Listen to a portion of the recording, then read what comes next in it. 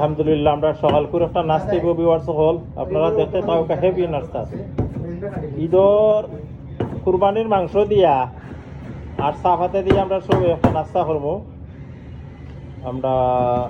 একটা ভালো একটা এনজয় আপনারা দেখতে থাকো খাও দরকার মাহফুজনে ইয়ে বললি দেখো খাওয়াটা সুন্দর চাপাতিটা হয়েছে আলহামদুলিল্লাহ আলহামদুলিল্লাহ দেখো ঈদের মাংস দিয়া আর ডাইল দিয়া আমরা আলহামদুলিল্লাহ আজকের নাস্তা আমরা হলো করিয়া ঈদ মুবারক হলে কইবা একলগে ঈদ মুবারক ঈদ মুবারক আমরা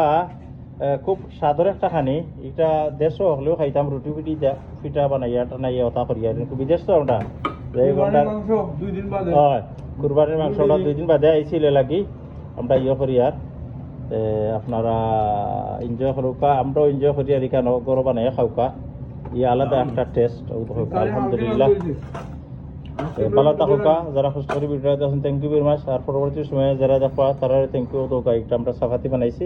ওকে আল্লাহ হাফিজ আসসালামু আলাইকুম রহমতুল্লাহ